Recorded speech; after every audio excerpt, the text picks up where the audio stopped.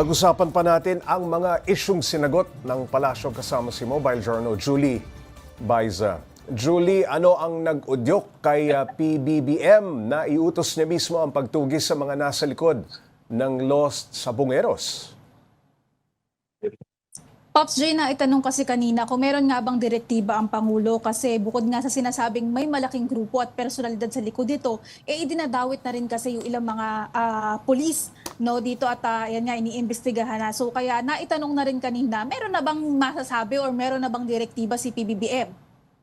Okay, Julie, may impormasyon na ba kung sino itong apat na testigong lumapit sa Department of Justice? Pop, sabi nga ni Yuse Castro kanina, apat yung posibleng maging testigo o tinitingnan nga makatulong sa investigasyon. Hindi pinangalanan kung sino-sino yung mga yan, pero ang Department of Justice nagsabi na isa dyan yung si alias Totoy. Siya yung tinuturing na whistleblower na nagsabing itinapon sa Taal Lake yung bangkay ng mga sabongero. Sa ngayon daw, kailangan pang i-evaluate yung mga testimony nila at kailangan din para makitang may bigat at sincerity din yung kanilang mga testimonya, kung makapagbibigay daw sila ng solid evidence or any object na makatutulong para sa pag-usad ng kaso, Pops J. Okay, Julie, ipapatawag daw ba ang Chinese ambassador para mapag-usapan yan?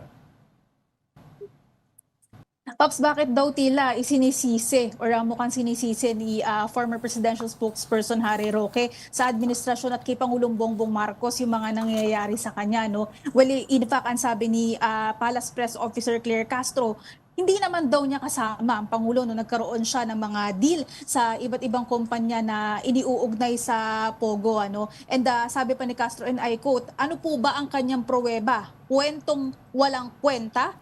Kwentong barbero. So, yun yung sinasabi ng palasyo ngayon. Bakit mo isisisi kung hindi mo naman kasama dyan sa mga deal na yan ng Pangulo? At ang hiling pa ni Castro, sana daw yung ganitong klase ng obstructionist, ihinto na raw at maging tunay daw na Pilipino.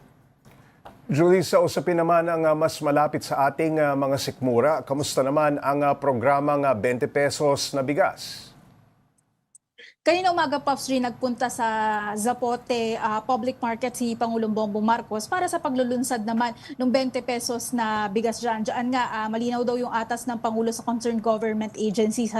Patatagin at palawakin yung pagbebenta ng 20 pesos na bigas. Ang LGU naman, inatasan na nga rin na makipag-ugnayan ang DA at makipag-ugnayan sa LGU para mas marami pa daw palengke yung makapagbenta ng 20 pesos na bigas. Julie, nailipat kamakailan si Ariel Nepomuceno papuntang Bureau of Customs mula sa Office of Civil Defense. Anong rason dyan at may kapalit na ba siya sa nabakante niyang pwesto, Julie?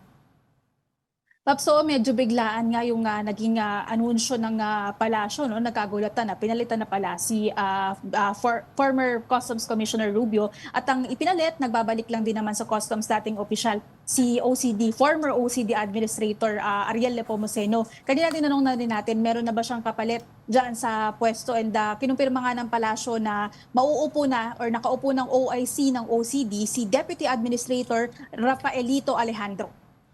Alright, maraming salamat Mobile Journal Julie Baiza.